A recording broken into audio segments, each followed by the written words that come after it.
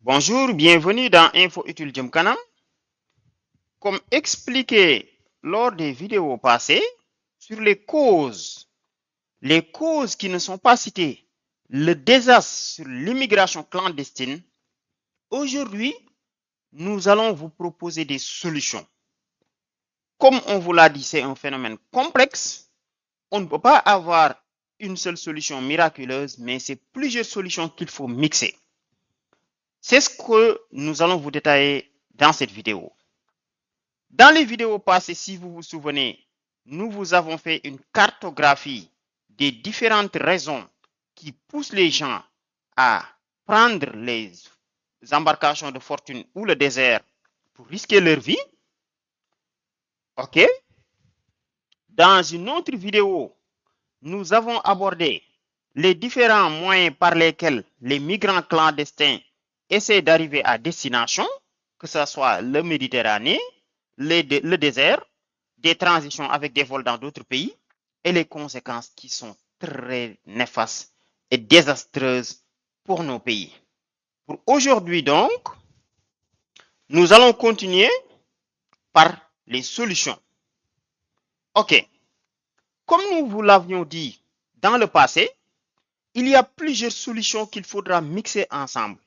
Nous lançons un appel aux autorités, à toutes les personnes, tous les Sénégalais, tous les Africains pour s'unir.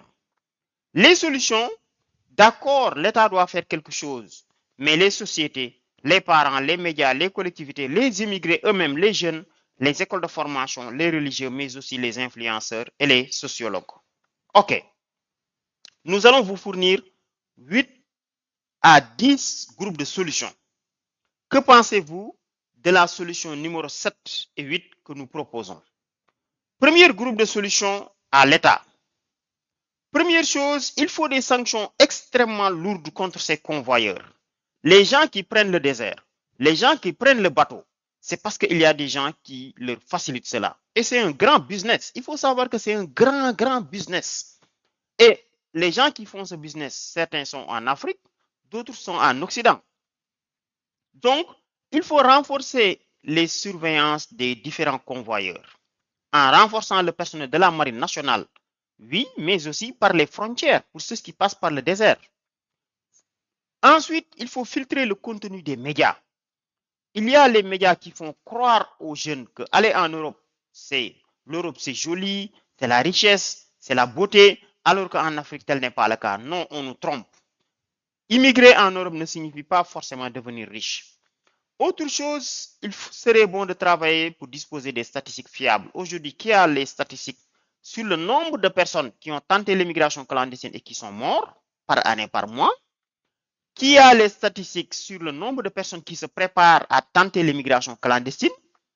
Qui a les statistiques sur les causes qui les poussent à immigrer? Parce que parmi eux, il y a beaucoup qui ont déjà leur travail et qui veulent rester le travail ici pour émigrer en Europe, quitte à risquer leur vie. Ça, c'est grave.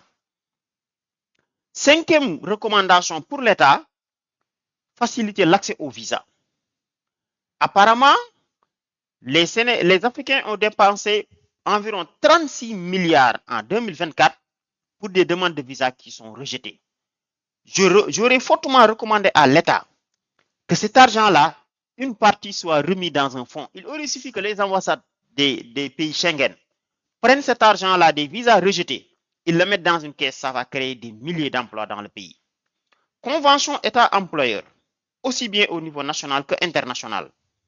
Pour régler ce problème de l'immigration, il faut aider les jeunes à démystifier l'Europe, à démystifier le voyage. En quoi faisant? En favorisant la migration régulière, en signant des conventions de recrutement avec les pays destination, une période, après ils reviennent. Ça existe déjà. L'autre problème, certains, dès qu'ils sont là-bas, ils s'évadent, mais on peut rendre ces conditions encore plus drastiques et permettre à des jeunes d'aller sous forme de stage en France, en Espagne, en Italie, aux États-Unis, au Brésil, en Chine, au Japon, en Arabie Saoudite, aux Émirats et de revenir. Ça leur permet de démystifier. Beaucoup de gens s'entêtent à vouloir aller en Europe, aux États-Unis, en Asie, c'est parce qu'ils n'ont pas encore démystifié le voyage à l'étranger. OK. Redonner espoir aux jeunes par la création d'emplois en masse dans le pays. Nous y reviendrons à travers le livre que nous avons écrit. Huitième chose, sanctionner le gaspillage dans les cérémonies. Si l'État veut efficacement combattre cette immigration clandestine, il faut arrêter ces boulimies incroyables. Il est facile de voir dans une fête des gens gaspiller 1 million, 2 millions, 3 millions, 4 millions, 5, jusqu'à 20 millions dans une soirée. Surtout les femmes. Je ne parle pas des dépenses pour manger, boire et autres. Ça, il n'y a pas de problème. Mais les soirs, pour ceux qui ne le savent pas, au Sénégal, les soirs d'un baptême, les soirs d'un mariage, les femmes se réunissent et font ce qu'ils appellent le ndayale. C'est des milliards par année. Et qui donne l'argent là, ce sont leurs enfants. C'est cette pression-là qui ne peuvent plus supporter. Donc, lutter contre ça permettrait indirectement de réduire cette pression sur les jeunes qui veulent à tout prix s'enrichir. OK. Autre solution à l'État, lutter contre la corruption, la malgouvernance, ça donnerait encore plus d'espoir aux jeunes. Et surtout, la lutte contre ce phénomène d'immigration clandestine, ça se fait avec proactivité. Il faut arrêter d'attendre qu'il y ait des gens qui meurent dans le désert, dans les bateaux, pour qu'on veuille prendre des mesures. C'est maintenant. Il faut prendre les devants. Donc, voici les solutions que nous donnons à l'État. 1. Deuxièmement, avant de passer, nous venons d'écrire ce livre qui s'appelle Comment ne plus jamais chômer. Si vous êtes intéressé, vous pouvez nous laisser un commentaire ou commander à travers notre numéro. Nous allons vous le livrer partout. Dans ce livre, nous fournissons 37 niches à l'État du Sénégal. Sur chaque niche, l'État peut créer beaucoup d'emplois, mais c'est mal optimisé de nos jours. Le numérique, l'agriculture, la pisciculture, le transport ferroviaire, le commerce, les mines. 37 niches, rien n'est laissé au hasard. Donc, si vous êtes intéressé par ce livre, rejoignez-nous. Deuxième groupe de conseils, donc sur les 10 groupes de conseils qu'on va donner, le second, c'est pour la société. La société sénégalaise et africaine, nous devons nous réveiller, nous conscientiser. Arrêtez l'ostentation dans les fêtes, la boulimie financière. Tout le monde court vers l'argent comme si on doit s'enrichir tout de suite. Non. L'enrichissement de manière légale, correcte, ça se fait dans le temps. Nous devons avoir des visions à long terme. Nous pensons que nous sommes pauvres et que la richesse, c'est l'Occident. Non. Notre pauvreté, en partie, c'est dans notre mentalité. Il y a beaucoup qui disent qu'il aurait suffi aujourd'hui qu'on prend les Africains, qu'on les amène en Europe, qu'on prend les Européens, on les amène en Afrique. Dans 10 ans, l'Afrique serait devenue développée et l'Europe serait devenue pauvre. Donc le problème, c'est nous, c'est notre comportement. Nous devons apprendre des autres comme les Chinois, les Japonais, les Français et autres, mais positivement, ou comme Dubaï. Il y a 30 ans, il n'y avait presque rien. Actuellement, ils sont devenus une métropole.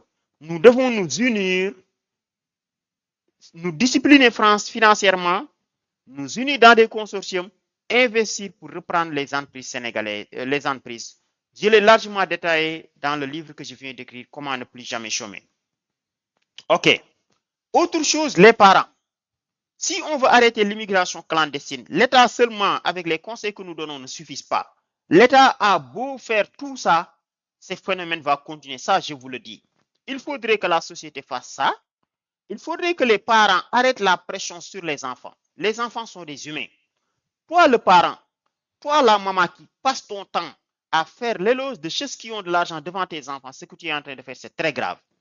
Toi, le parent qui attend uniquement que tes enfants te donnent de l'argent, c'est grave. Tu es en train de pousser tes enfants vers le désastre. Non, ce que tu dois attendre d'eux, plutôt, c'est les bonnes valeurs. Chers parents, devenez responsables. Éduquez vos enfants sur des valeurs comme l'endurance, la patience, la tolérance. Pas de comparaison entre tel à ça, non. Et je vous assure qu'il aurait suffi que la société et les parents fassent ce travail pour informer les jeunes, pour sensibiliser les jeunes que moi, ton père, moi, ta mère, je ne te demande pas de l'argent illicite. Même si tu n'as pas beaucoup d'argent, ce n'est pas un problème. En tout cas, sois quelqu'un de digne, tu te bats, tu fais ce que tu dois faire. Si tu n'as pas d'argent, il n'y a pas de problème, je ne te demande rien. Ce que je te demande, c'est les bonnes valeurs. Et là, ça changerait beaucoup de choses. Si tu vois que ton fils se prépare à aller à l'immigration clandestine, c'est toi qui dois le bloquer. Et beaucoup de gens, l'argent qu'ils dépensent pour aller dans l'immigration clandestine, c'est les mamans qui leur donnent ça. Vous voyez? Donc, ce qui nous pousse au quatrième groupe de conseils. Quatrième groupe de recommandations, c'est envers les médias. Les médias, vous devez conscientiser la masse en leur disant la vérité. La plupart des gens qui prennent ces bateaux, ils finissent par mourir. La plupart des gens qui passent par le désert, ils finissent par mourir. Dites-leur ces informations. Un. Deuxièmement, même ceux qui parviennent à survivre jusqu'à arriver en France, en Espagne, en Italie, mais ils vivent dans des conditions extrêmement difficiles. Ils vivent le calvaire. Donc, aller là-bas ne veut pas dire réussir. Même ceux qui ont des papiers, qui sont passés par le vol, ils vivent dans des conditions très difficiles. Même ceux qui ont obtenu des bourses et aller faire des études en l'étranger, travaillent là-bas. Mais ils habitent dans des maisons très étroites. En Europe, il y a le froid. Les gens n'ont même pas le temps de s'asseoir. Tout le temps, tu roules matin, midi, soir. Ce sacrifice-là, si tu le fais dans le pays, tu vas te développer. Arrêtez l'ostentation dans les films. Dans les films, dans les téléfilms, ce qu'on montre aux jeunes, on leur fait croire à un monde qui n'existe pas. Arrêtez ce luxe menteur et rêveur qui se présente sans cesse aux jeunes. Quatrième chose, vous les médias, nous vous invitons à produire des contenus orientés vers la sensibilisation. Qu'on peut rester ici et se développer nous-mêmes, produire des reportages sur les dégâts de l'immigration clandestine en masse, parler des modèles de réussite locale, produire du contenu éducatif, ça peut encourager les jeunes à rester. Cinquième groupe de conseils envers les jeunes, l'étranger n'est pas égal à la réussite. Ça, il faut le savoir. Ce n'est pas parce que vous êtes à l'étranger que la réussite est garantie. Non. Non, il y a beaucoup de gens qui ont arrêté le travail ici pour partir à l'étranger. Ils regrettent. Vous voyez, chers jeunes, on ne va pas se mentir. Réveillez-vous, conscientisez-vous. Ne regardez pas seulement les résultats des gens. Attention à quelqu'un qui reste en Europe et chaque fois qu'il y a un baptême, il envoie un 100 000 francs, on fait ses éloges. Peut-être que toi qui es au pays, tu envoies chaque mois 50 000, c'est que tu donnes beaucoup plus que lui. Tu règles beaucoup de problèmes. Hein? Tu assistes tes parents, tu achètes des ordonnances, les gens te sollicitent, tu les aides. Alors que celui qui est en Europe, peut-être c'est une fois l'année ou deux fois qu'il va envoyer un salon, un écran plat. Non. Ensuite, ne regardez pas le résultat, regardez ce qu'ils ont vécu. En Europe, ils souffrent. Ils cumulent beaucoup de boulot pour s'en sortir. L'argent facile et rapide, ça n'existe pas. Changeons de modèle. Soyons endurants, soyons patients, soyons résilients. Et, chers jeunes, il faut savoir que, toi le jeune qui m'écoute, il faut savoir que la vie en Occident n'est pas du tout facile. Moi qui vous parle, j'ai fait toutes mes études ici au Sénégal. Je n'ai jamais voyagé durant mes études, mais dans le cadre professionnel, je visite beaucoup de pays. Et chaque fois que je visite l'Europe, j'essaie de rendre visite à des amis, mais je me rends compte que rares sont ceux qui veulent que tu viennes chez eux. Parce qu'ils habitent dans des appartements très étroits. Tu n'as même pas là où héberger un étranger. Alors qu'en Afrique, nous avons des maisons assez larges. Il y a l'air, il y a la sociabilité, on s'entraide. Quand moi qui vous parle, je descends à Paris. Je vois une Française ou un Français de souche qui est français de tous ses grands-parents qui vient me tendre la main pour lui donner quelque chose pour survivre. Quand je vois tous ces SDF qui dorment dehors, je me dis que les jeunes qui prennent les pirogues, ils n'ont rien compris. Ok. C'est nous qui allons construire ce pays, vous jeunes, comme l'ont fait les Chinois, les Américains. Restons, endurons, unissons-nous, on va se développer. Ok? Il y a beaucoup d'autres voies qui ne sont pas essayées pour le développement de la richesse. On doit se réveiller sur les techniques d'accroissement de la richesse. Toi qui m'écoutes, tu peux avoir un petit atelier ici, mais chaque fois, prends une partie pour l'investir dans ton business. Ça va t'aider à décoller. Et rien ne vaut la mort. Donc, soyons unis et résilients. Nous pouvons beaucoup réaliser. Donc, bon courage aux jeunes et suivez-nous dans cette chaîne. Nous continuons à vous donner des démarches comme ça. Les centres de formation doivent s'orienter vers les formations professionnelles, s'orienter vers l'entrepreneuriat et trouver des possibilités avec des universités à l'étranger pour permettre aux jeunes de démystifier le voyage. Nous recommandons fortement aux écoles de formation. Ce ne serait pas mal que dans chaque université, qu'il y ait un certain nombre d'étudiants qui partent en stage en France. 3 mois et ils reviennent. On peut le faire en première année, deuxième année, troisième année, quatrième année, cinquième année. Ça leur permet de comprendre que le voyage qu'on rêvait, on se rend compte que la France est ici. Il n'y a pas une grande différence. Vous voyez. Autre chose, 7e groupe de conseils, c'est à l'endroit des religieux.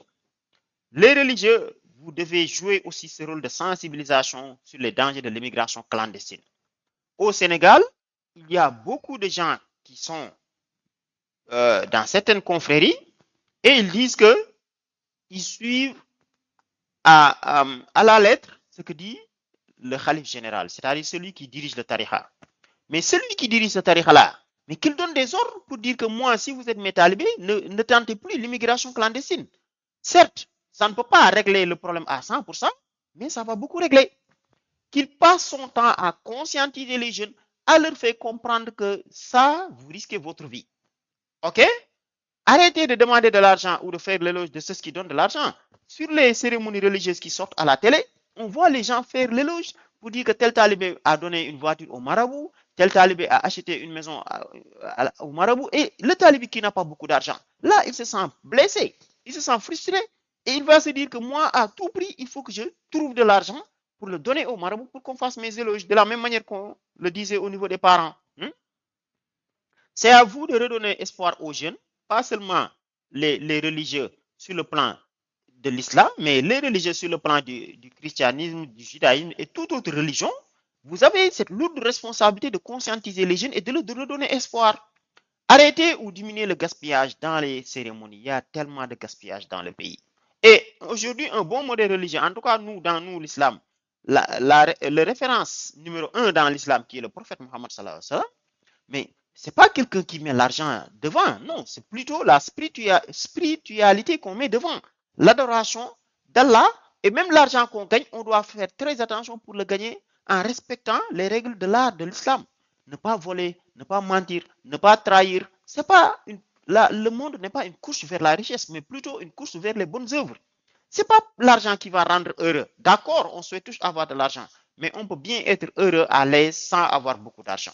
Donc, 8e groupe de conseils, c'est aux influenceurs et les artistes, les sociologues entre là et autres.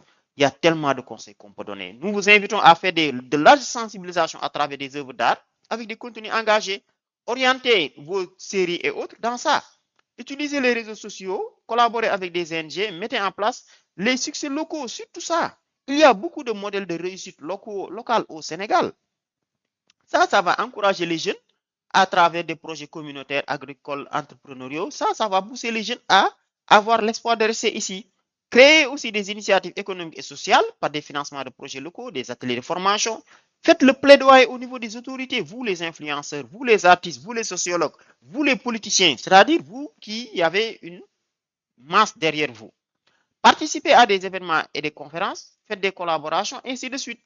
9e et avant-dernière, donc à l'endroit des collectivités, il faut tenir des réunions de sensibilisation. Ne pas politiser les choses. Le drame de l'immigration, tout le monde est concerné. Tout le monde est concerné.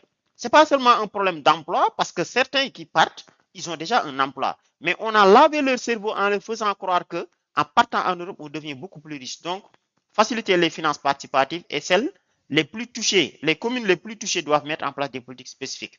Enfin, les émigrés, arrêtez de frimer avec les situations inexistantes dans les réseaux sociaux. Arrêtez d'envoyer sans cesse de l'argent uniquement quand il y a des cérémonies. Investissez plutôt dans des projets structurants. Arrêtez les publications mensongères que vous faites dans les réseaux sociaux. Dites la vérité aux gens. Moi qui vous parle, j'ai visité l'Europe, j'ai visité l'Asie, j'ai visité beaucoup de pays. Je vois dans quelles conditions vivent les migrants. D'une part. D'autre part, je vois même les conditions dans lesquelles vivent ceux qui sont passés par la voie légale. Je parle des gens qui ont obtenu des visas, qui ont pris le vol, qui sont partis à l'étranger en train de travailler, mais ils travaillent comme pas possible. L'année dernière, à pareille époque, j'étais en Italie, mais beaucoup de gens, quand tu les appelles, ils te disent non, actuellement c'est l'été, j'ai pas de temps. 24 heures sur 24 presque, ils travaillent. Ils sont dans les plages pour vendre des trucs et autres. Hein? Le soir, ils sont dans les champs pour couper des fruits. Ils cumulent tout ça. Ils n'ont même pas le temps de manger. Après, tu cumules un petit 200 000 et tu pars dans les réseaux sociaux te prendre une photo dans les restaurants. Non, dites la vérité aux gens. Dites la vérité aux gens. Donc, globalement, c'est tout ce qu'on voulait vous apporter durant cette vidéo. Nous vous invitons donc à vous abonner à notre chaîne Info Utile Jëm Kanam, comme nous avons l'habitude de le dire, pour avoir des informations comme celle-ci. Donc, abonnez-vous. Laissez-nous un commentaire. Vous aussi, est-ce que vous avez une solution que je n'ai pas citée? Est-ce qu'on doit traduire cette vidéo en Wolof? Et comment nous devons faire pour que cette vidéo soit accessible aux autorités? Selon vous, les 10 groupes de solutions que nous avons proposés, selon vous, quelle est celle qui est la plus puissante? Donc, vous voyez, nous avons proposé 10 groupes de solutions. Quelle est la meilleure? Donc, encore une fois, abonnez-vous, laissez un commentaire, aimez la vidéo et partagez cette vidéo qui peut sauver des vies. S'il vous plaît, partagez cette vidéo partout. Sur ce, on vous dit merci, à la prochaine.